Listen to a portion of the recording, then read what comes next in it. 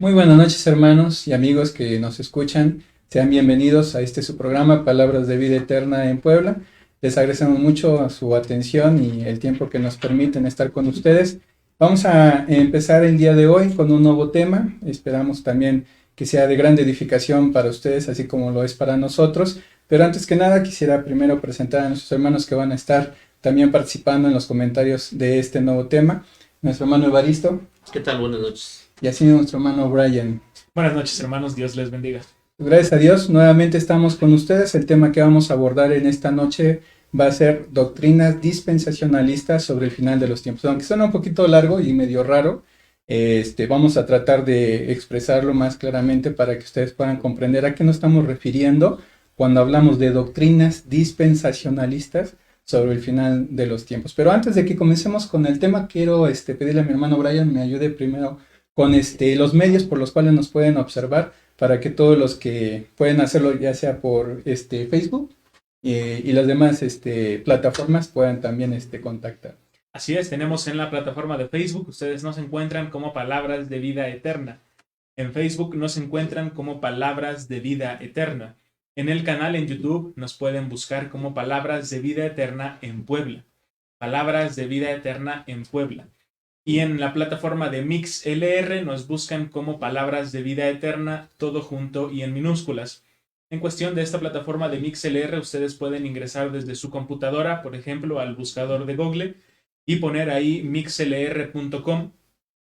Le dan enter, entran a la página de MixLR y en la parte de buscar, ustedes ponen Palabras de Vida Eterna, todo junto y en minúscula, le dan enter y en automático van a empezar a escuchar el radio. Si lo están haciendo desde sus dispositivos móviles, como alguna tableta o algún celular, pueden hacer lo mismo, entrar a Google y hacer los mismos pasos, o más sencillo, descargarse en sus dispositivos la aplicación. Hay una aplicación que se llama MixLR, la pueden descargar y ya dentro de la aplicación el mismo proceso, en la parte de buscar Palabras de Vida Eterna, todo junto y en minúsculas, y en automático pueden escuchar el programa de radio. De cualquier manera estarán apareciendo las redes y además el WhatsApp en esta noche, que será el 2221 34 86 95, ahí en sus pantallas en la cintilla. Muchas gracias, hermano. Entonces tenemos ahí todas las opciones, las plataformas, ya sea en vivo, por medio de la radio o el Facebook, o también cuando ustedes gusten consultar algún tema en específico, en el YouTube pueden también hacerlo cuando ustedes estén en esa disposición. Bueno, antes de comenzar, igual también vamos a pedir a nuestro hermano Evaristo nos dirija en una oración y estaremos ahora sí orando juntamente con él. Vamos a inclinar el rostro, vamos a orar. Señor y Padre nuestro que estás en el cielo, santificado sea tu nombre. Te damos infinitas gracias, Padre, en esta noche porque nos permites estar en este lugar para hablar sobre tu sana doctrina. Te rogamos, Padre, que nos des las palabras apropiadas para que el mensaje que hemos de transmitir resulte de edificación, no solo para nosotros, sino también para nuestros oyentes. Permite, Señor, que todo lo que se diga en este lugar y en esta noche sea agradable a ti, que mediante este estudio podamos edificar tu cuerpo y que, Señor, nosotros de esta manera prestemos un servicio a las congregaciones. Gracias infinitas te damos por tu bondad y misericordia. Todo, Señor, lo agradecemos en el nombre de tu amado Cristo. Amén. Amén. Bueno, hermanos, vamos a comenzar con este tema de las doctrinas dispensacionalistas. Y para empezar tenemos que tratar de entender o explicar qué significa el dispensacionalismo. Está un poquito larga, parece trabalenguas, pero el dispensacionalismo, ¿qué significa? O sea, ¿qué representa el dispensacionalismo para que nosotros podamos entenderlo de una manera más clara? Eso vamos a pedir a nuestro hermano Evaristo nos explique con palabras muy entendibles Muy sencillas. y sencillas. Bueno, el dispensacionalismo es un sistema que se desarrolló por allá de los años 1800. Es un sistema que intenta interpretar la Biblia de una manera diferente, intenta abordar de una manera diferente la Biblia, y que a partir de esa nueva interpretación, a partir de ese nuevo sistema de interpretación, le da a muchos conceptos de los que nosotros conocemos y hemos entendido, le da significados diferentes. Entre ellos, algunos eventos que la escritura relata como eventos que han de suceder al final de los tiempos. En términos generales, es un sistema que se desarrolló por allá de los años 1800, que lo desarrollaron en primer lugar en Inglaterra, después lo trajeron a Estados Unidos, y ese sistema lo ocupan mayormente grupos de orden pentecostés, algunos grupos adventistas y algunos grupos bautistas han adoptado este sistema. Para tratar de entender un poquito más esto del dispensacionalismo, que está un poquito larga la palabra, pero básicamente quiere decir que estas personas, para poder entender o comprender la palabra, desarrollaron tal vez una metodología de análisis por medio del cual toman diferentes periodos de la historia bíblica para dar explicación a ciertas doctrinas y aparte de eso para doctrinas que posiblemente sirvan para el futuro en cuanto a las profecías. O sea, van organizando y explicando cada parte de la historia bíblica. Así es. Y a eso le podemos en cierta manera llamar dispensacionalismo. Pero el dispensacionalismo está dentro de la escritura, ¿no? Bueno, lo que pasa es que esta forma de interpretación, así como las otras formas de interpretación, nosotros no las encontramos dentro de la escritura. Lo que nosotros sí encontramos, y esto es muy interesante también de analizar junto con lo que nos decía nuestro hermano Evaristo, es que esta palabra dispensación, esta palabra es la que nosotros en Reina Valera, pero también la palabra del griego que se ha traducido es la que, por ejemplo, sí encontramos en la Biblia. Esto lo mencionan nada más 2 versículos en la Biblia y está en la carta a los Efesios. Si nosotros leemos Efesios en el capítulo 1, versículo 10, ahí nos habla precisamente del propósito de Dios y de cómo Él iba a reunir en Cristo todas las cosas en la dispensación o el cumplimiento de los tiempos.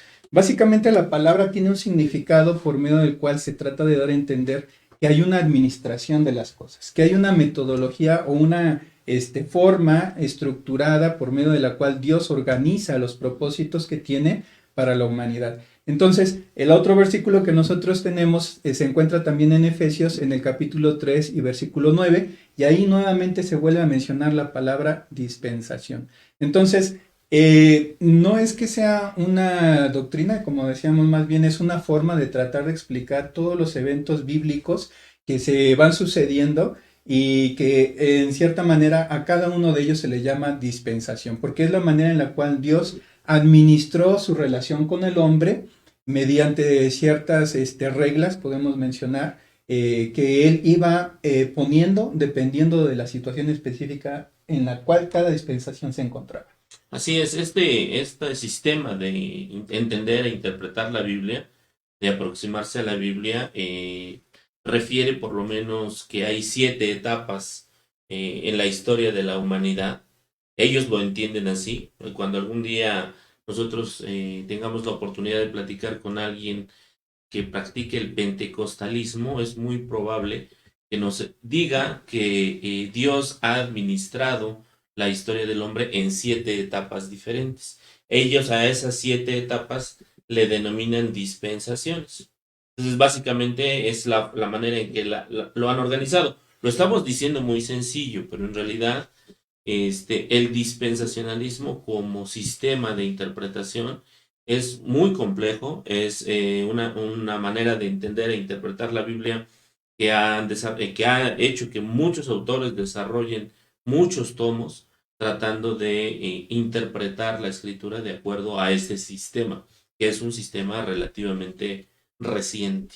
Y es que, perdón hermano, lo que pasa es en relación a esa dificultad que marca el hermano Evaristo, es que en sí el sistema propio del dispensacionalismo es tal cual como se ha comentado aquí en la mesa, una cuestión que es bastante sencilla de entender. Cuando se vuelve compleja, que es a lo que se refiere nuestro hermano Evaristo, es ya cuando ese sistema empieza a ser trasladado a la interpretación de las escrituras. Encontramos algunos textos, por ejemplo, que nosotros hemos entendido, tienen una forma diferente de ser interpretados, no necesariamente literales. Sin embargo, cuando, por ejemplo, se toma este uso del dispensacionalismo, se empieza a volver mucho más complejo todo ese sistema y empiezan a surgir todos los tomos de los cuales habla nuestro hermano, pero ya es propiamente en el estudio de los textos, como por ejemplo se hace principalmente en el libro de Apocalipsis. Si nosotros tomamos este libro y lo tratamos interpretar a la luz de este sistema, del dispensacionalismo, entonces nos vamos a encontrar con muchísimas cosas que se empiezan a volver cada vez más complicadas de tratar de encajar en la armonía. Bueno, pero para ello, antes de que continuemos con este tema, vamos a ir a una de nuestras cápsulas que tenemos preparadas para ustedes. Nuestro hermano Brian nos hizo favor de hacer esta preparación y después de que veamos la cápsula volveremos nuevamente a tratar este tema. Dulce comunión la que gozo ya en los brazos de mi Salvador. Qué gran bendición en su paz me da. Oh, yo siento en mí su tierno amor. Buenas noches, hermanos. Hoy, en la historia de los himnos que cantamos, hablaremos sobre el canto Dulce Comunión. Este canto fue escrito por Antonio Showalter en 1887. Era el director del Instituto Musical de Georgia en Estados Unidos y fue conocido y recordado por todo el trabajo que hizo a favor de la música cristiana, pues publicó cerca de 130 libros de música. En 1887 recibió la carta de un exalumno, pidiendo palabras de consuelo, pues había perdido a su esposa. Al poco tiempo, recibió otra carta, de otro exalumno con el mismo problema. Ambos habían perdido a su compañera de vida y se sentían destrozados.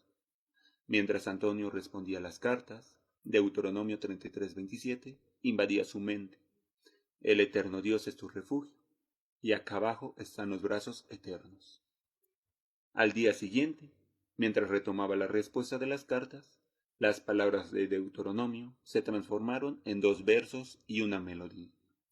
Libre, salvo del pecado y del temor. Libre, salvo en los brazos de mi Salvador. Inmediatamente le envió una carta a su amigo y compositor de himnos, Eliseo Hoffman, diciéndole: te mando el coro para un buen himno basado en Deuteronomio 33:27, pero no me vienen a la mente las estrofas. Hoffman escribió 3 estrofas y las envió de vuelta. Antonio compuso la música y en ese momento nació el himno que consoló a 2 corazones devastados. Con el paso del tiempo, este canto ha consolado a miles de personas abatidas. Nos recuerda que el eterno Dios es nuestro refugio y que muy cerca de nosotros están sus brazos eternos. Temor, libre, salvo de dudas, en los brazos de mi Salvador. Cuán dulce es vivir, cuán dulce es gozar en los brazos de mi Salvador. Allí quiero ir y con él morar, siendo objeto de su tierno amor.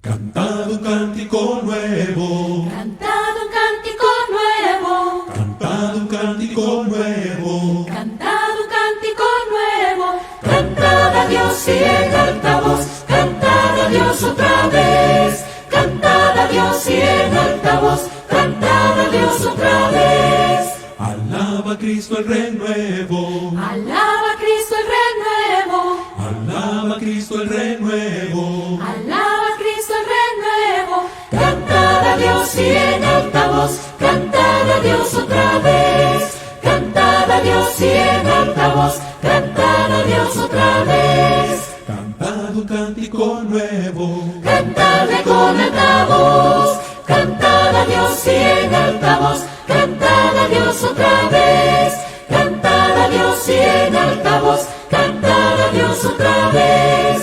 alaba a Cristo el Rey nuevo, Cantadle con alta voz, cantad a Dios y en alta voz, cantad a Dios otra vez, cantad a Dios y en alta voz, cantad a Dios otra vez, cantad a Dios y en alta voz, cantad a Dios otra vez, cantad a Dios y en alta voz, cantad a Dios otra vez, cantad a Dios y en alta voz, cantad a Dios otra vez.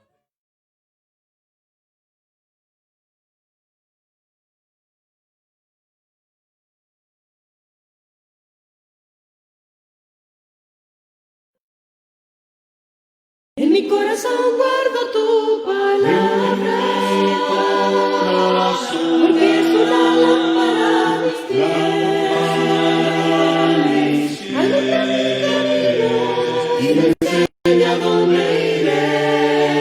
Preséntese prudente, tú y yo me deleitaré.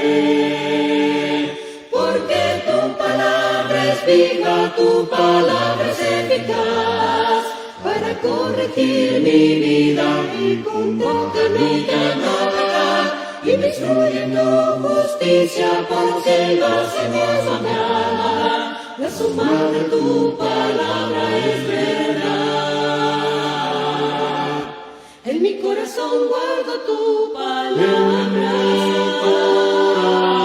A mi boca es dulce más que miel. Aún por el camino también la compartiré. Tu palabra es por siempre, mejor tu ley que oro y plata es. Porque tu palabra es viva, tu palabra es eficaz, para corregir mi vida y contentarme a no pecar, y me instruye en tu justicia, por sendas que nos mandará. La suma de tu palabra es verdad. En mi corazón guardo tu palabra, porque santa, perfecta y buena es. Tus juicios todos justos y tu testimonio es fiel. Siempre mi sangre, Señor, mi Señor, tu ley yo cumpliré. Porque tu palabra es viva, tu palabra es eficaz, para corregir mi vida y contentarme a no pecar, y me instruye en tu justicia, por sendas que nos amará. La suma de tu palabra es verdad. La suma de tu palabra es verdad.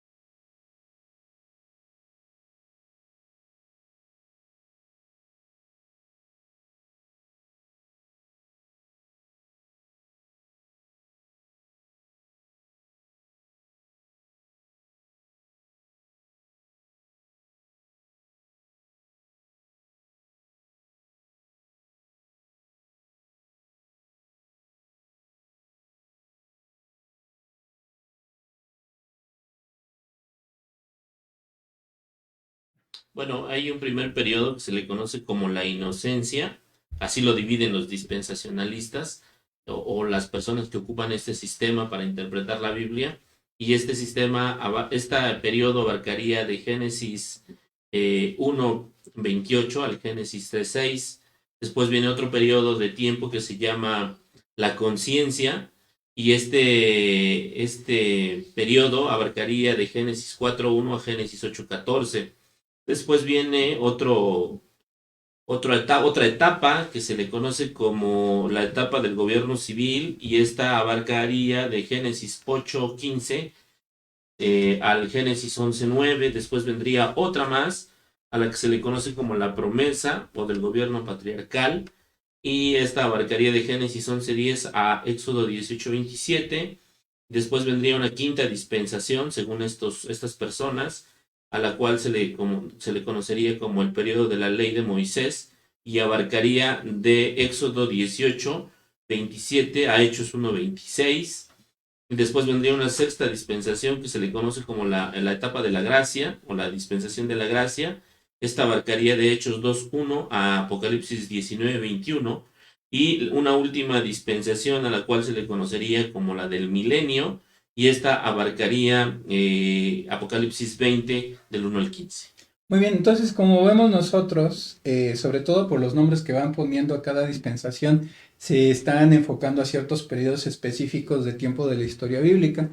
El de la inocencia, pues sabemos que se refiere a la etapa del huerto del Edén, la creación, asimismo también como aquel que se llama de la conciencia cuando se sale del huerto y entonces el hombre vive durante un periodo de tiempo hasta los días de Noé, donde sabemos pues Dios tiene que destruir al mundo por la desobediencia y nuevamente vuelven a dar otra dispensación o periodo de tiempo después de Noé hasta el tiempo de Abraham y ya a partir del tiempo de Abraham nuevamente vuelven a medir otro periodo de tiempo porque según lo que es la doctrina dispensacionalista, en cada una de ellas va habiendo una relación diferente de Dios con el hombre y cada una de ellas tiene entre mandamientos y pactos. Entonces, para ellos, cada uno de estos periodos va marcando precisamente una relación diferente con el hombre. A lo que queremos llegar básicamente es que ellos consideran que cada uno de estos periodos nos va a traer una relación diferente con Dios. Lo que pasa es que esta doctrina o esta forma de estudio o este sistema de estudio de las escrituras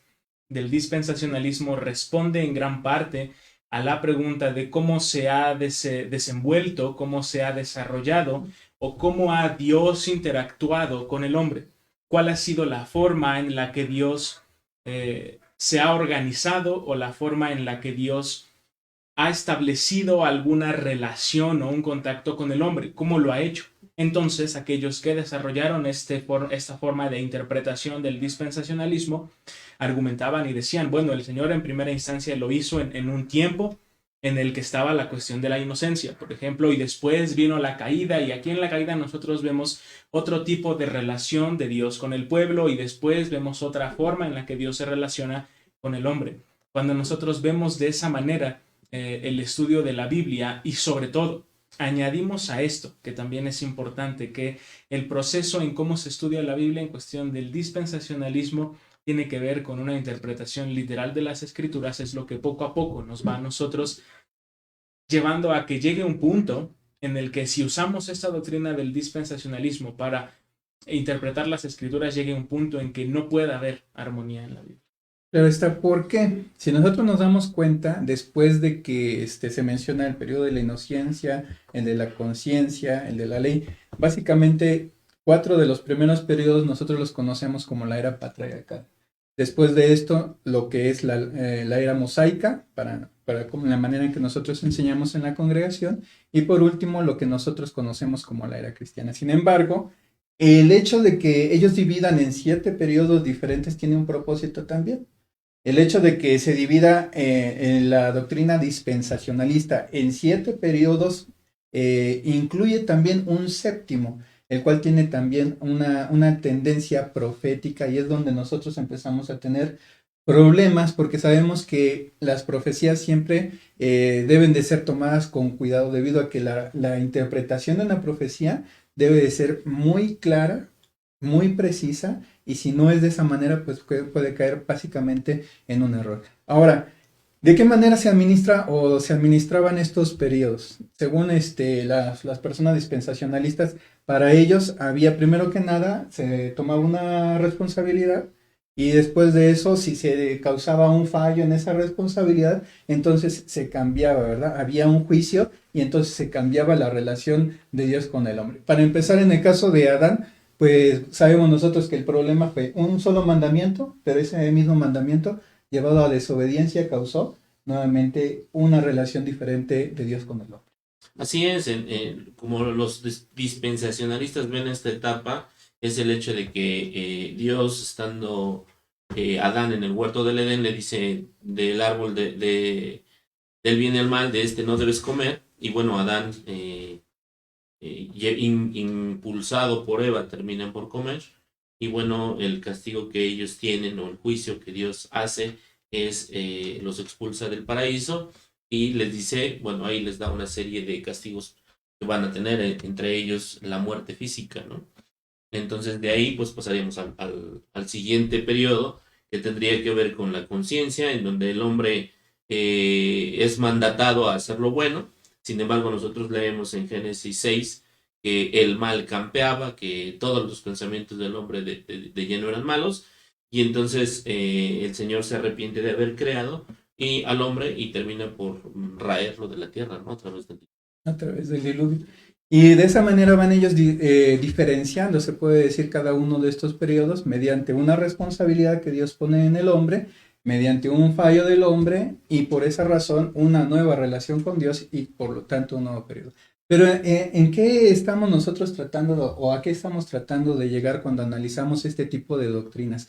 Básicamente lo que nosotros vemos en este tipo de dispensacionalismo es que se empiezan a crear doctrinas sobre el futuro, sobre todo la cuestión de qué es lo que va a pasar con la iglesia cuando empiecen periodos proféticos que son mencionados en el libro de Apocalipsis. Una de las cosas que ellos mencionan básicamente es que como el pueblo de Israel no recibió a nuestro Señor Jesucristo en su primera venida, entonces se crea por lo mismo un fallo y por consecuencia un juicio en contra, que es lo que origina a una nueva dispensación, la cual es la séptima mencionada en este caso por estos hombres que han desarrollado este tipo de doctrinas y donde nosotros vamos a ver que introducen mucho tipo de ideas que pues a veces son muy famosas en las películas. Si usted de repente ha visto alguna película donde se aparece una persona y luego desaparece otra y no saben hacia dónde se fue, esa es una doctrina dispensacionalista que habla acerca de un posible o futuro rapto de aquellos que sí obedecieron a Dios, de aquellos que supuestamente sí cumplieron con la voluntad de Dios y que pues ahora sí que llevaron a cabo de tal manera la palabra del Señor que fueron tomados por él. Pero esto sería parte de todas las doctrinas que se llevan a cabo por medio de este modo de interpretación. El problema no es separar la manera en la cual Dios hace su relación con el hombre. El problema es cómo nosotros estamos interpretando a partir de estas divisiones la relación que Dios tiene con el hombre. Algo de lo que señalaba Brian y que me parece muy interesante es lo que tiene que ver con la manera en que hacen la interpretación. Los dispensacionalistas, los primeros dispensacionalistas, defendían como método para interpretar la escritura una interpretación literal de prácticamente toda la escritura. Entonces, esta interpretación literal, cuando uno estudia la escritura sin considerar que la misma escritura está escrita en diferentes géneros literarios, entonces esto complica mucho la interpretación, porque si nosotros leemos el Cantar de los Cantares y no nos damos cuenta que es un poema, entonces nos vamos a meter en problemas, ¿no? Si lo tratamos de interpretar de manera literal, o si tratamos de interpretar de manera literal el libro de Eclesiastés, que son una serie de proverbios, que tiene varios géneros. Eclesiastés tiene proverbios, tiene poemas, Entonces, no podemos creer o suponer que este sistema dispensacionalista sea correcto a partir de eso. Ahora, actualmente ya algunos dispensacionalistas se han apartado de esta interpretación tan literal, pero siguen conservando mucho de ella. Entonces, ¿por qué nosotros, en este caso, si se hace una interpretación literal de las escrituras, qué cosas encontramos en estas doctrinas dispensacionalistas que por tomarse de manera literal no están conforme a la voluntad de Dios? Encontramos la mayoría de esas cuestiones, como lo decía nuestro hermano, en la cuestión profética, y específicamente en el Nuevo Testamento, en el libro de Apocalipsis, que es en donde nosotros podemos encontrar un poco más de conflicto en cuanto a la forma de interpretar este libro. Este libro se debe interpretar de una manera literal. Todo lo que está descrito ahí es literal lo que está diciendo. Algunas cosas son símbolos, todo es símbolo. Bueno, hay en realidad varios retos que surgen, varios retos de interpretación a la hora de entrar a este libro.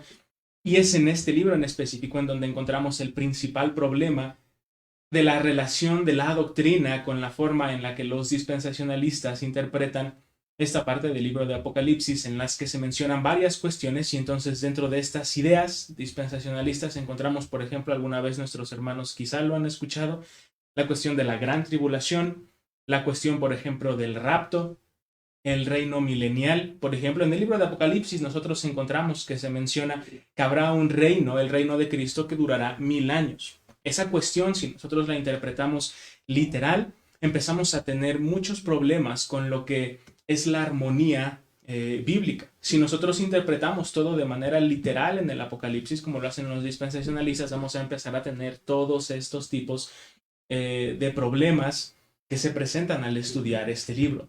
Nosotros quizá hemos hasta escuchado en las noticias, o a lo mejor algún conocido nos ha dicho, es que alguna vez el cielo cambió de color y entonces se vio, ¿no? Como si los 4 jinetes del Apocalipsis bajaran. Entonces, en el Apocalipsis se mencionan 4 caballos y 4 caballos con sus respectivos jinetes. La situación está en cómo nosotros interpretamos. Y si lo hacemos de manera literal, vamos a encontrar muchos problemas en lo que es toda la armonía de la Biblia. Alguna vez a su servidor le dijeron, oye, es que se escuchó y yo escuché como si hubiesen sido las 4 trompetas del Apocalipsis. Le dije, qué interesante, porque en el Apocalipsis hay 7, ¿no? Entonces, Y yo no las escuché, ¿no? sí, entonces eso es muy interesante y estos problemas, que son a la pregunta que se refiere el hermano Josué, surgen a raíz de este método de interpretación. Sí, como decían nuestros hermanos, tenemos muchos pasajes de la Escritura que nos hablan no de una manera literal. Tenemos pasajes, por ejemplo, en Mateo, en el capítulo 5, cuando habla acerca de que si tu ojo te es ocasión de caer, te dice, sácalo de ti porque mejor te es entrar ahora sí que sin un ojo, así que todo tu cuerpo vaya al infierno. Y así mismo también cuando habla acerca de que es más fácil que un camello entre por el ojo de una aguja, que un rico sea salvo. Bueno, esto es parte de lo que la doctrina dispensacionalista hace. O sea, nosotros sabemos y debemos de entender que no podemos interpretar la palabra de Dios de una manera literal cada pasaje. Tenemos procesos por los cuales recomendamos a los hermanos sobre todo leer el contexto, saber a quién se habla, a quién se dirige, cuál es el propósito del tema, etcétera, etcétera. Sobre todo, hermano, perdón, cuando nosotros vemos las evidencias internas que hay en la Biblia acerca de algunos procesos y métodos de interpretación propios e internos de la Biblia, nos damos cuenta de algo bien interesante. Por ejemplo, aquellos que explicaron sueños o revelaciones a otras personas, como es el caso de Daniel, por ejemplo, explicando algunos sueños al rey Nabucodonosor. Las cosas que Nabucodonosor veía, por ejemplo, no eran explicadas ni interpretadas jamás por Daniel de una manera literal. Las cosas que, por ejemplo, y ese es solo un ejemplo, las cosas que Dios mostraba a los profetas y que son profecías que tenían su cumplimiento más adelante y que están hasta explicadas después por los mismos profetas, no tienen jamás un cumplimiento literal. Entonces nosotros podemos, o nuestros hermanos podrían pensar, bueno, ¿qué base tenemos para decir que la Biblia no se puede interpretar de manera literal?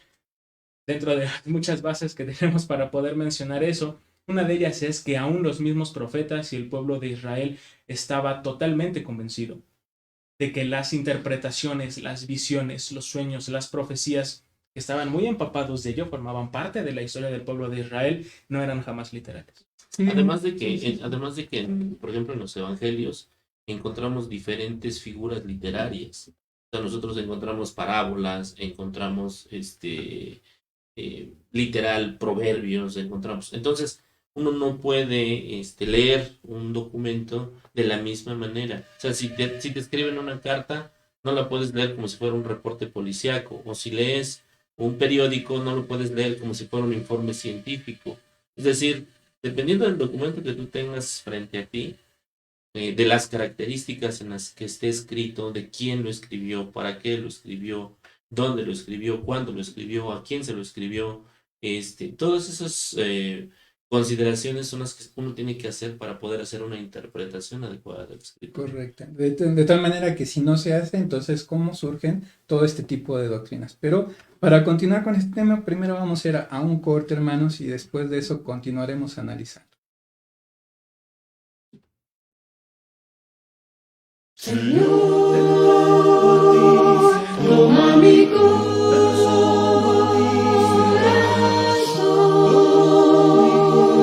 quiero poner a tus pies mi ser,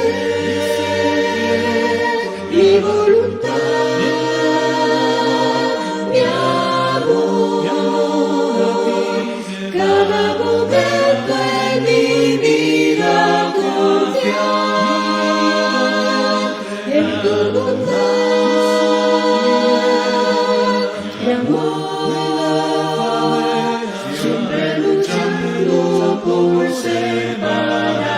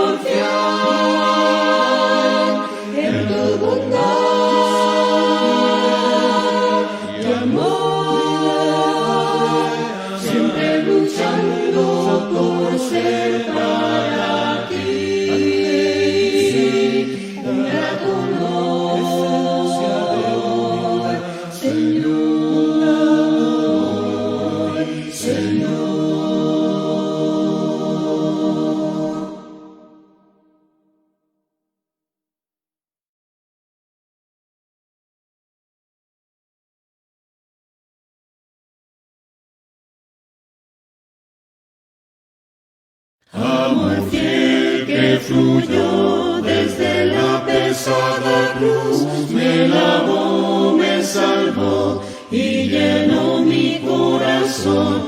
Amor fiel, Él quitó mis temores, mi dolor, me sostiene cuando ya no puedo andar. Amor fiel, que descendió a mostrarme el camino de mi Dios y jamás retroceder, pues miré cara a cara al amor, Jesús el amor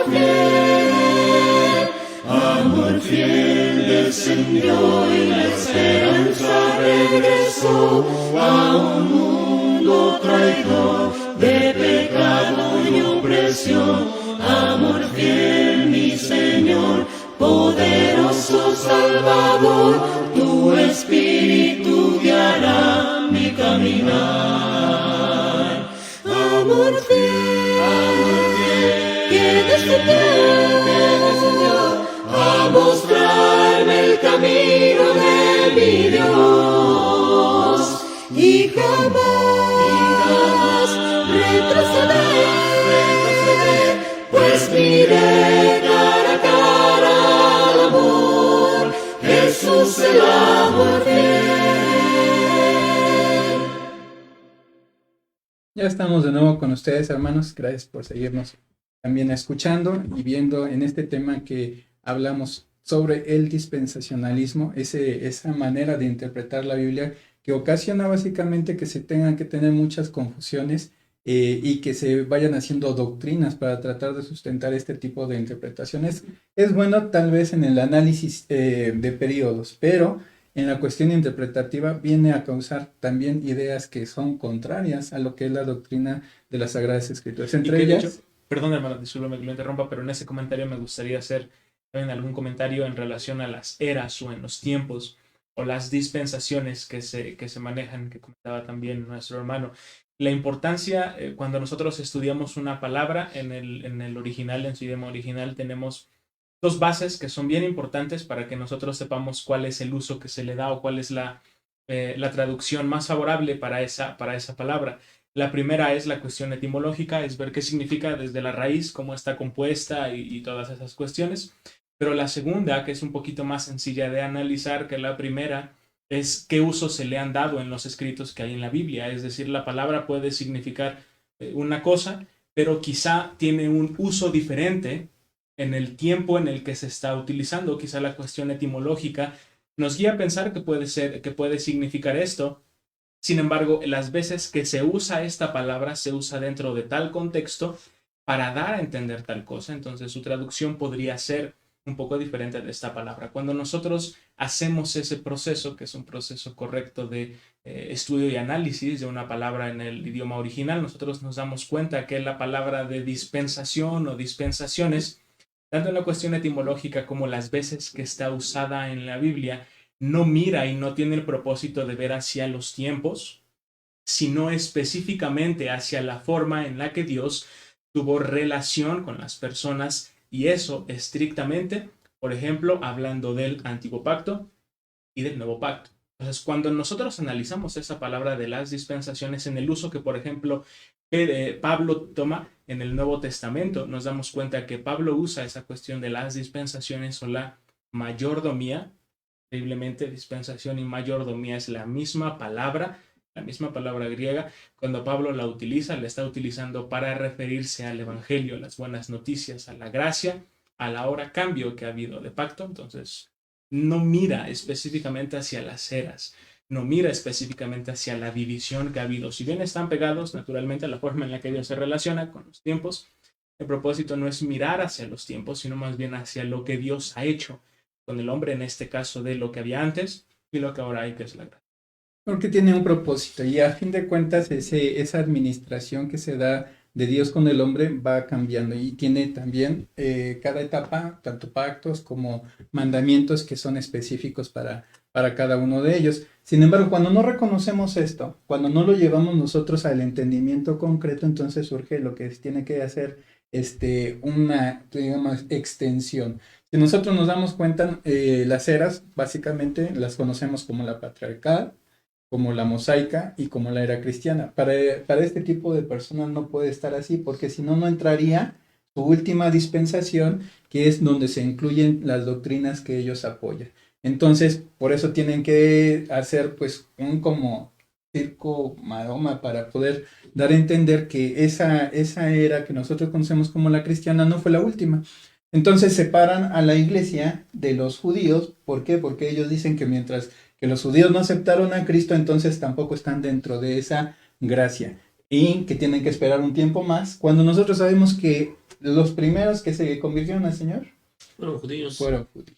¿No es así? Sí, de hecho ahí tienen una doctrina, enseñan estas personas una doctrina, que la iglesia e Israel, el pueblo de Israel, son dos instituciones totalmente diferentes, y que el tratamiento que Dios tiene para Israel y el tratamiento que Dios tiene para la iglesia es muy diferente. De hecho, ellos esperan que al final de los tiempos el pueblo de Israel sea restaurado como tal, que regrese la adoración a Jerusalén, que venga Cristo a reinar con los judíos y que con el pueblo judío, literal en Jerusalén, literal durante 1000 años.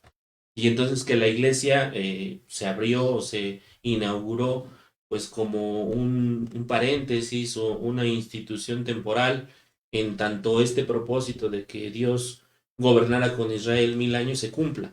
Entonces ellos dicen, bueno, como Jesús vino a los judíos en su primera venida y los judíos lo rechazaron, entonces Dios estableció a la iglesia como un paréntesis, una institución temporal, para que llegado al final de los tiempos Cristo venga con los judíos a reinar. Entonces, pero para hacer todo esto que te estoy diciendo, toman profecías del Antiguo Testamento, las toman literal, toman algunos pasajes del libro de Apocalipsis de manera literal, y en algunos casos, que es lo más grave, inventan escenarios, inventan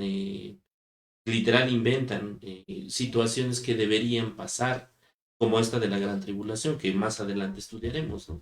Cuando la palabra del Señor nos dice claramente que tanto de los judíos como de los gentiles Dios ha hecho un solo pueblo. Así. Entonces, a fin de cuentas, no fuimos nosotros primero los que entramos a la gracia, sino los primeros que entraron a la gracia fue el pueblo judío. Sí, es cierto que la palabra del Señor menciona un rechazo de los judíos, pero no fue de todos los judíos. Básicamente fue de una cantidad específica de personas que después se convirtieron al Señor, como dice también el libro de los Hechos, que menciona nuestro Señor Jesucristo, me seréis testigos aquí en Jerusalén, en Judea, Samaria y hasta lo último de la tierra. Si nosotros vamos al relato histórico del libro de los Hechos, los primeros convertidos fueron judíos. De hecho, cuando el apóstol Pablo llega en su primer viaje misionero a Antioquía de Pisidia y los judíos rechazan el mensaje de Pablo, Pablo menciona: a Dios agradó que se les hablase primero a ustedes, pero ahora, como no quieren escuchar, ahora se va a hablar y voy a ir a hablar hacia los gentiles. En las palabras de Pablo nosotros encontramos que el mismo mensaje que fue dado para los gentiles, en este caso de la iglesia, en este caso del reino, del evangelio, de la buena noticia acerca de Cristo, fue anunciado también para los judíos, y eso aunado a lo que nuestros hermanos comentaban, los judíos también siendo parte de esta iglesia. Y de hecho el apóstol Pedro, ¿no?, se sorprende cuando él sabe o entiende por una visión que el evangelio tenía que llegar a los gentiles también. Él creía que solo era para los judíos, porque son los primeros que lo entienden, los primeros que lo escuchan, los primeros que lo aceptan, pero él creía, él tenía esta misma idea, no, solo los judíos. Llega un momento en la historia del libro de los Hechos en donde Dios, a través de una visión, le dice, no, también será para los gentiles. Entonces estamos ni siquiera analizando todavía alguna doctrina específica de dispensacionalista, y ya estamos encontrando varios como errores o varias cuestiones que tenemos que empezar a sortear que no cuadran en esta cuestión de la armonía. Inconsistencias que se originan básicamente por no querer interpretar, como decía nuestro hermano, las escrituras conforme al género literario. Si es una parábola, entender que es una parábola que necesita interpretación o que enseña algo específico y no tratar de hacer una revoltura en cuanto a versículos que sacamos de un lado o de otro, porque sabemos que cuando pasamos de un lado a otro de la Biblia para tratar de explicar algo, es porque realmente eso no tiene un sustento como tal en el contexto del que se está leyendo. Y el Espíritu mismo obró bastante en la iglesia primitiva cuando nosotros vemos en Hechos capítulo 8 cómo a un eunuco etíope es dirigido un evangelista llamado Felipe. Entonces Dios estaba poco a poco trayendo primero a los judíos y posteriormente poco a poco también a los gentiles, a ese pueblo que Jesús ya había mencionado anteriormente que tenía, porque él dijo, yo soy el buen pastor, tengo un rebaño, pero también tengo otro y después serán uno solo.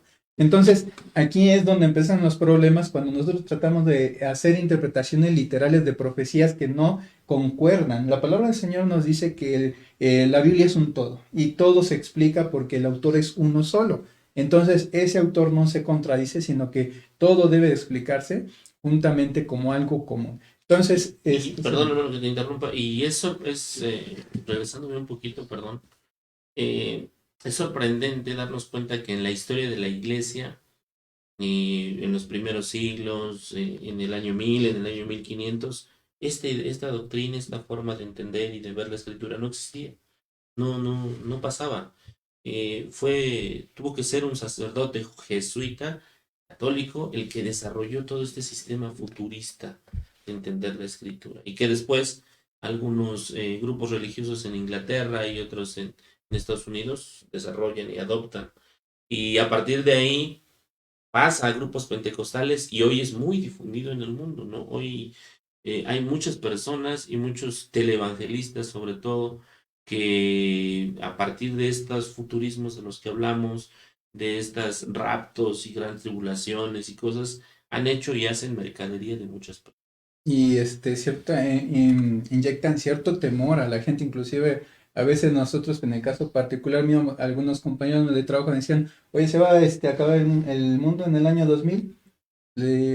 Pues no sé, o sea, no, la Biblia no dice cuándo, que se va a acabar, sí se va a acabar, pero ese año no estoy seguro. Luego fue en el 2000, creo que 12, ¿no? 12, y si vamos con los testigos van a ser más fechas, ¿no? No, sí, exactamente. Y es exactamente lo que pasa con este tipo de interpretaciones. Hay muchas sectas que se relacionan, o no sé por qué adoptan, tal vez son populares este tipo de doctrinas y empiezan a adoptarlas. De hecho, tenemos varios entre los que se mencionan a los adventistas del séptimo día, los que mencionábamos los testigos de Jehová, algunos grupos evangelistas.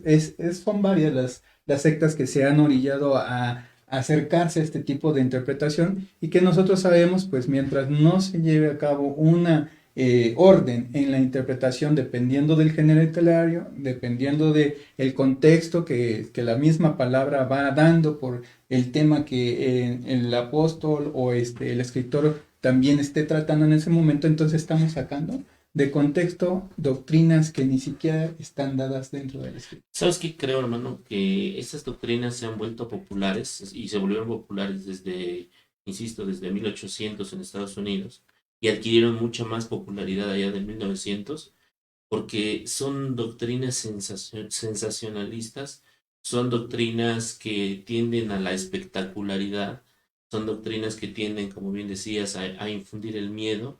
Y son doctrinas que con mucha tristeza lo decimos, tienden a la mercadería.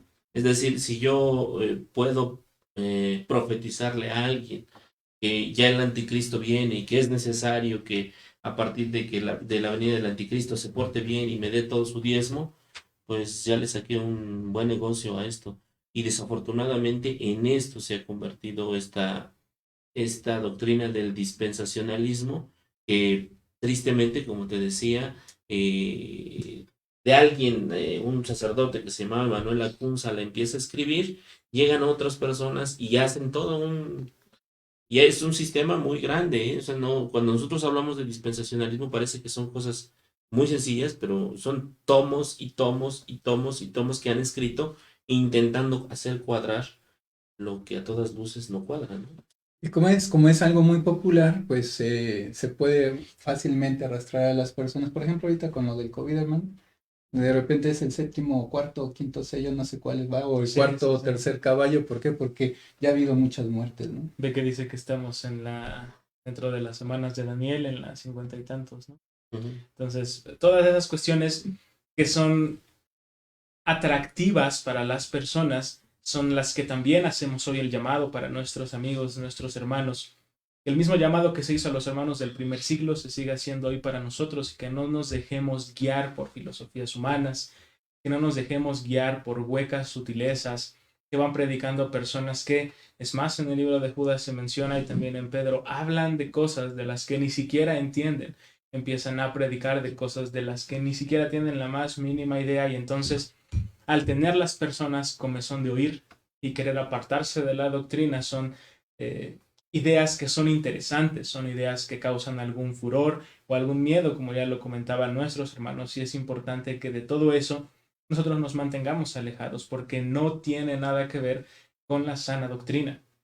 Cuando no hay en nosotros un verdadero deseo de querer ver qué es lo que dice la palabra, nosotros podemos escribir y escribir y escribir todos los tomos que menciona nuestro hermano Evaristo en un intento de conciliar lo que no puede ser jamás a la luz de la palabra conciliable. El Señor, y esto es algo que a mí me gusta bastante, poder pensar en ello, es que el Señor ha dado el Evangelio y un Evangelio que es tan entendible y un Evangelio que es en realidad tan sencillo, un Evangelio que es tan accesible, una forma de llegar a nuestro Señor que es tan accesible, que en el momento en que nosotros queremos, sean cuales sean los motivos de empezar a complicar las cosas, si primero va a ser esto y después aquello, y que antes de que esto pase tenemos que esperar la venida de quién sabe qué, y como esta persona que me decía, no, antes tenemos que ver los caballos y van a bajar y entonces tenemos además que escuchar la trompeta, y si empezamos nosotros a tomar todas esas cosas que el Señor y además el pueblo judío sabía que eran bastante sencillas de entenderlas, empezamos a hacer más complicadas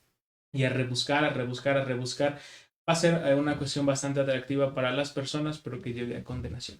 Quisiera yo leerte este pasaje que aparece ahí en 2 de Timoteo, en el capítulo 4, y quisiera yo leerle también a los hermanos esta parte de la escritura. Dice 2 de Timoteo, capítulo 4, versículo 1 al 4, te carezco delante de Dios y del Señor Jesucristo, que juzgará a los vivos y a los muertos en su manifestación y en su reino, que prediques la palabra, que instes a tiempo y fuera de tiempo, redarguye, o sea, corrige, reprende, exhorta con toda paciencia, porque vendrá tiempo cuando no sufrirán la sana doctrina, sino que teniendo comezón de oír, se amontonarán maestros conforme a sus propias concupiscencias y apartarán de la verdad el oído y se volverán a las fábulas, dice la escritura. Pero tú sé sobrio en todo, es decir, lo que está diciéndole Pablo a Timoteo es que en estos días, desafortunadamente, va a haber muchas personas que quieren escuchar cosas fabulosas, quieren escuchar cosas espectaculares, que quieren encontrarle un sentido a la vida, que quieren tratar de saber qué viene en el futuro, y a partir de ello se amontonarían con maestros falsos, se amontonarían ante doctrinas equivocadas, y por esa comezón de oír va a ser muchas personas. Y si nosotros revisamos estos movimientos dispensacionalistas, y son movimientos que tienen Miles, ¿no? miles de oyentes, miles de personas que quieren saber, quieren escuchar, quieren conocer, quieren predecir el futuro, aunque en realidad la escritura no lo maneja así, ¿no? Bueno, hermanos, para continuar con este tema, vamos a ir primeramente a un corte y luego continuaremos analizando.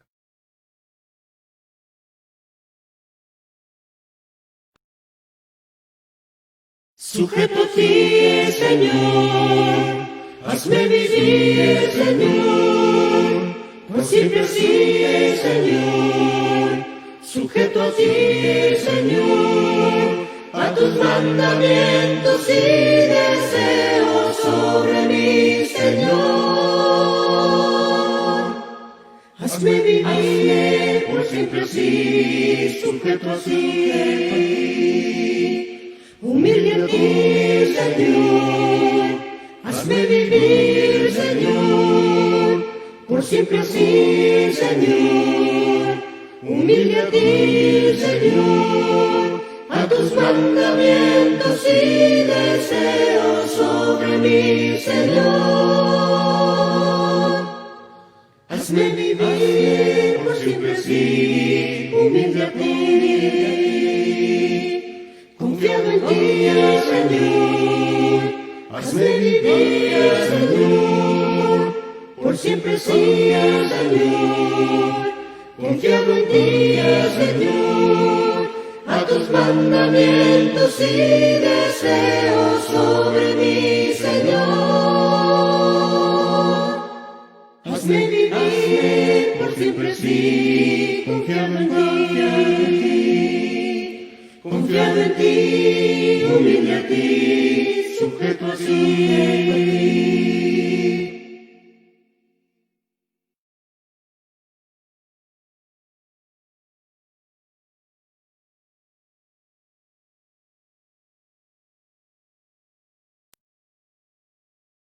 Conmigo sé, Señor, cuando clamo, sé conmigo cuando temo, siempre sé conmigo, Dios. Conmigo sé, Señor, cuando clamo, sé conmigo cuando temo, siempre sé conmigo, Dios. Conmigo sé, Señor, cuando clamo, sé conmigo cuando temo, siempre sé conmigo, Dios. Conmigo sé, Señor, cuando clamo, sé conmigo cuando temo, siempre sé conmigo, Dios. Conmigo sé, Señor, cuando clamo, sé conmigo cuando temo, siempre sé conmigo, Dios.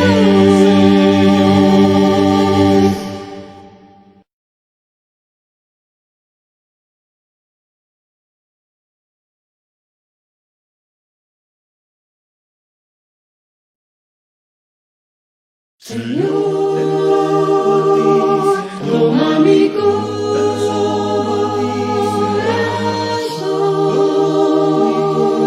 quiero poner a tus pies mi ser, mi voluntad, mi amor, cada momento en mi vida confiar en tu bondad y amor, siempre luchando por ser para ti un grato honor, Señor. Toma mi corazón, quiero poner a tus pies. Qué bueno que ya están con nosotros, hermanos. Nuevamente les damos las gracias por su compañía y volvemos nuevamente al análisis de por qué razón este tipo de interpretaciones llamadas dispensacionalistas tienen esta generación de doctrinas. Es básicamente la interpretación literal, a no respetar los géneros, y esto pues ocasiona que estas doctrinas vayan surgiendo y sean, pues como decía también el apóstol Pablo, esa necesidad del hombre de estar escuchando cosas nuevas o interesantes o que alertan o alarman, son como que más atrayentes, como que más necesarias para el oído humano.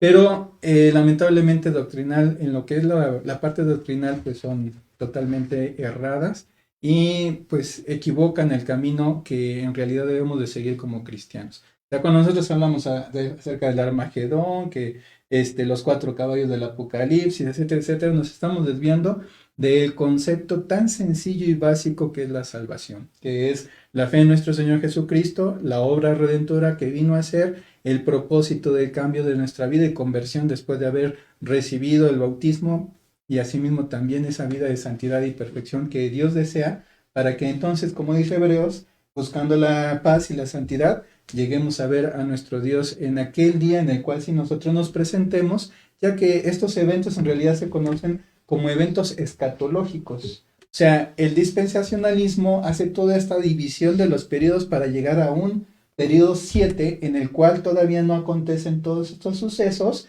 pero que son tan llamativos, tan interesantes para muchas personas, que los desarrollan, los enseñan y asimismo también se enfocan tanto en en estas ideas para poderlas transmitir a las personas que enseñan, ¿no? Sí, de hecho, con esto que acaba de decir nuestro hermano Josué, de ninguna manera se desestima, por ejemplo, que no se hable del Armagedón en el Apocalipsis, Que no que- aparezcan los que cuatro que no caballos. aparezcan los caballos, por supuesto, ahí están.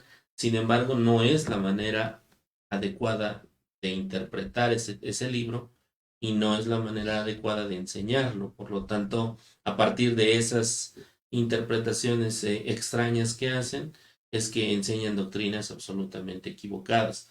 Entonces, no es que nosotros digamos que no se deba leer Apocalipsis, por supuesto que hay que leerlo, solo que hay que leerlo en el contexto que se debe leer, que es una literatura apocalíptica, que es una lectura con muchos símbolos, que es una lectura pues propia para en su momento los destinatarios, que hoy nosotros hacemos una aplicación a nuestras vidas, pero que no tiene nada que ver con las interpretaciones tan raras y tan disparatadas que ocasionalmente dan estas personas, ¿no? Y como decimos, son tantas las doctrinas, no vamos a entrar a todas ellas. Vamos a analizar nada más una, pero también vamos a mencionar algunas de las que normalmente este tipo de interpretación desarrolla. Entre ellas se encuentra el rapto, asimismo la gran tribulación, el reino milenial y la segunda venida de nuestro Señor Jesucristo. A la que nosotros nos vamos a abocar básicamente en esta noche va a ser qué es lo que trata de enseñar esta doctrina del rapto. Ya lo hemos visto a veces en la televisión, a veces de repente alguien nos ha comentado, ¿no? De que una persona se va a ir, otra se va a quedar, que no nos vamos a dar cuenta, no nos vamos a quedar, otros no van a estar, van a desaparecer, como si de repente se esfumaran las personas, pero ¿qué podríamos nosotros entender o cómo es que se puede entender esto que se conoce como el rapto?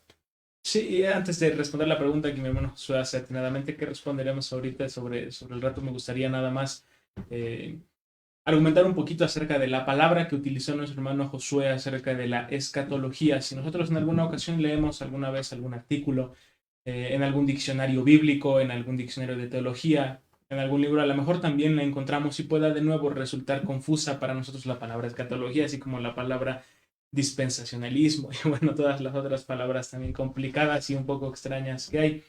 La palabra escatología significa únicamente el estudio de las cosas finales. Y por cosas finales nosotros nos referimos a las cosas del final de los tiempos.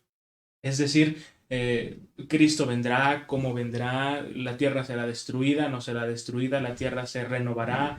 Todo eso, todos esos temas que tienen que ver con el final de los tiempos, quizás su mente viene esta tierra arrojando lava, el cielo de otro color, bueno, todas esas cuestiones que tienen que ver con el fin de los tiempos se denominan cuestiones escatológicas, que viene de la palabra griega escatos y logos, que bueno, la palabra escatos tiene que ver con las cosas últimas, que es lo último, lo escatos es lo último, y logos, bueno, que tiene que ver con el estudio, entonces el estudio de estas cosas últimas. Así, si la volvemos a utilizar durante el programa, que quizá pueda ser, ustedes la llegan a leer, ya no va a sonar tan rara. ¿Qué habla acerca del rapto? Las teorías dispensacionalistas, ¿qué dicen acerca del rapto? Que es una cuestión del fin, una cuestión escatológica, es que Cristo vendrá secretamente y arrebatará a la iglesia para que específicamente la iglesia no pase la gran tribulación. A grandes rasgos, eso es lo que es el rapto. Cristo viene, basándose en un texto de Tesalonicenses, Cristo viene, baja a la tierra sin que nadie lo vea, es una venida como secreta, por así decirlo, y entonces arrebata, toma a la iglesia, a los suyos, los jala, y entonces después de eso, ya que pasó el arrebatamiento, empieza en la tierra lo que es la gran tribulación. De esa manera, la iglesia o los que son de Cristo no pasan la gran tribulación. Esto es a grandes rasgos lo que significa el rapto. Aunque hay, a partir de esta idea tan rara, ahí se han desarrollado varias variantes. Una de ellas es que en realidad Cristo vendrá, decían su hermano Brian, secretamente, no bajará a la tierra. Algunos dicen que se quedará en las nubes y que desde las nubes va a llevarse a los santos, a la iglesia. Algunos dicen que va a ser antes de la gran tribulación, de estas ideas así que han desarrollado tan raras. Otros dicen que será después de la gran tribulación. Entonces hay dispensacionalismo pretribulacional, antes de la tribulación, Dios se va a llevar a sus santos, y hay dispensacionalismo post-tribulacional, es decir, Cristo se va a llevar a sus santos, pero después de la gran tribulación. ¿Qué tal que parece que mientras vamos avanzando más palabras extrañas te van agregando raras, ¿no? al Sí, vocabulario? ya aprendimos dispensacionalismo, escatología, pretribulacional, pretribulacional. post-tribulacional. Esto básicamente pues es por toda esa cantidad de ideologías que se tratan de desarrollar. Ya lo había mencionado nuestro hermano Evaristo, en este caso por sacerdotes jesuitas, que todo lo que fue el primer milenio de la era después de nuestro Señor Jesucristo, no se habló de este tema. No se sabía, no se conocía. No se trataba, ni se estudiaba, ni se creía en este tipo de ideología. Y de hecho, bíblicamente no tenemos la palabra rapto en las escrituras. Así es. De hecho, quien lo desarrolla es un sacerdote que se llama Emanuel Lacunza, y él escribe un libro que se llama El advenimiento del Mesías en gloria y majestad. Y Emanuel Lacunza, lo retoma algún autor escocés que se llama Edward Irving, y él dijo o creyó escuchar del cielo voces que le decían que Dios iba a raptar a su iglesia, y entonces a partir de ahí empiezan a escribir él y otro señor que se apellida Darby. De hecho, Nelson Darby es al que se le conoce como el padre del dispensacionalismo, porque él es el que se encarga de escribir mucho sobre esta idea, sobre la idea de que Cristo iba a venir secretamente a raptar a su iglesia, ¿no? Bueno, así como este tipo de doctrina, muchos otros se han desarrollado y han permanecido, algunos más, otros menos.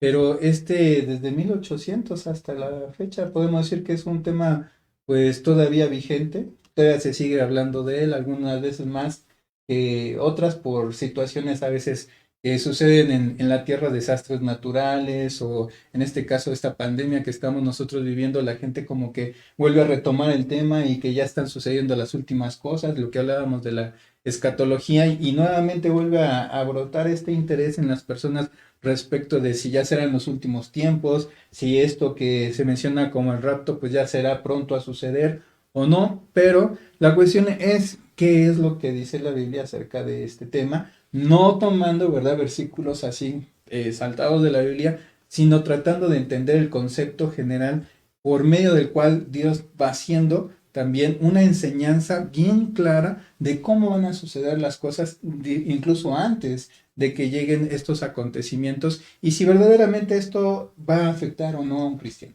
Y es que a veces hay un problema con este tipo de enseñanzas, y sobre todo se presenta para nosotros, para aquellos que tenemos la oportunidad de defender en algunos casos la fe y de defender la doctrina, se presenta un problema porque como son doctrinas que no están arraigadas en la Biblia, cada persona que decide creer en esta doctrina la cree también a su manera. Por tal motivo es que hay tantas como variantes, ¿no? Sí, sí habrá un rapto, pero yo creo que va a ser antes de tal evento. Sí, sí habrá un rapto, pero yo creo que será después.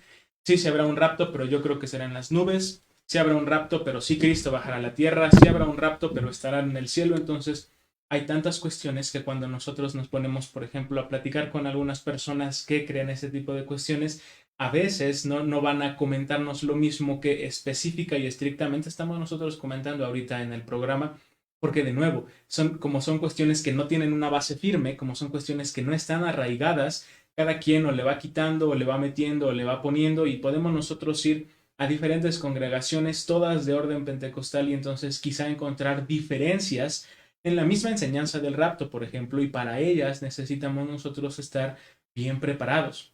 Para que pase lo que pase, sea cual sea la respuesta que nos dan, ojalá siempre nos dieran esto, que el rapto es Cristo en las nubes subiendo a la iglesia, ¿no? Pero, y si no pasa así, porque de nuevo no es una doctrina que sea una doctrina estable y que se mantenga la misma enseñanza en todos los lugares, entonces es importante que analicemos lo que dice la Biblia, porque con la base firme que dice la Biblia, cualquier cosa que sea que nos mencionen referente o que se parezca a esta cuestión al rapto, nosotros podemos presentar una buena defensa de la fe. De lo contrario, también nosotros, si no estamos firmes, que es algunos peligros de los que comentaba nuestro hermano Josué, corremos también el problema de pensar que puede ser cierto, pensar que quizá tiene algo de sentido, cuando en realidad. Sí, en ese sentido que dice Brian, yo quisiera apuntar que, por ejemplo, los Testigos de Jehová, que es uno de los grupos que ha desarrollado una de estas variantes, uno de sus fundadores, el señor Rutherford, señaló que Cristo iba a venir en 1912. Después, cuando vio que Cristo no llegó, cambió la fecha, porque según él había hecho mal sus cálculos, y la mandó a 1918, y luego la cambió a 1922, y así ha ido, así se fue cambiando la fecha, porque ellos hacían sus cálculos de acuerdo a una profecía de Daniel, y hacían una interpretación literal de las semanas, etcétera, etcétera, y que él llegó a la conclusión de que en 1912 venía Cristo. No pasó. Entonces, como los Testigos de Jehová, hay otros grupos, decía Brian, pentecostales, hay otros grupos bautistas que se han adherido a este tipo de ideas, y podemos encontrar cualquier cantidad de teorías sobre cómo va a suceder el mal llamado rapto. ¿Y sabes qué es lo que origina también este tipo de errores? O sea, me refiero a que dan ciertas fechas que se tengan que crear nuevas doctrinas, porque también los testigos dicen es que vino, pero no lo vieron todos, sino los escogidos. Ellos sí lo vieron y sí vino y ya se fue y se los llevó, y entonces para ellos ya aconteció por lo menos una de esas venidas que supuestamente, según la doctrina de los testigos y de otras más, el Señor ha de venir nuevamente, y dentro de ellos se mencionaba el rapto secreto, el rapto que sí va a ser a vista de todos, etcétera, etcétera. Pero todo, ¿por qué? Porque como dicen las Sagradas Escrituras, nosotros no tenemos ese interés que tenían los hermanos de Berea por saber si las cosas que se dicen son verdad o no. Y ese es problema de nosotros. O sea, el problema realmente es de nosotros porque no estamos creciendo en el conocimiento de Dios ni teniendo cuidado de lo que vamos escuchando. Entonces hay veces que en su casa tal vez pone el YouTube o pone el Facebook y empieza a escuchar, hermano, algunas cosas medio raras, sobre todo esas que son sensacionalistas, ¿no? De los sellos y las enfermedades, y que ahora sí ya está cumpliendo las profecías, y nos preocupamos más por el cumplimiento de las profecías de hacer aquello que nos hace santos y dignos delante de Dios. Entonces debemos de preocuparnos o de entender algunas cosas, pero preocuparnos por aquellas que son más importantes para nuestra vida como hijos de Dios. Yo perdón, antes de, sé que ya nos estamos yendo, pero quisiera yo leer un texto allá en Segunda de Pedro, capítulo 3, versículo 15 en lo adelante, dice: y tengan entendido que la paciencia de nuestro Señor es para salvación, como también nuestro amado hermano Pablo, según la sabiduría que le ha sido dada, nos ha escrito casi en todas sus cartas, hablando en ellas de estas cosas, entre las cuales hay algunas difíciles de entender, las cuales los indoctos e inconstantes tuercen para su propia perdición.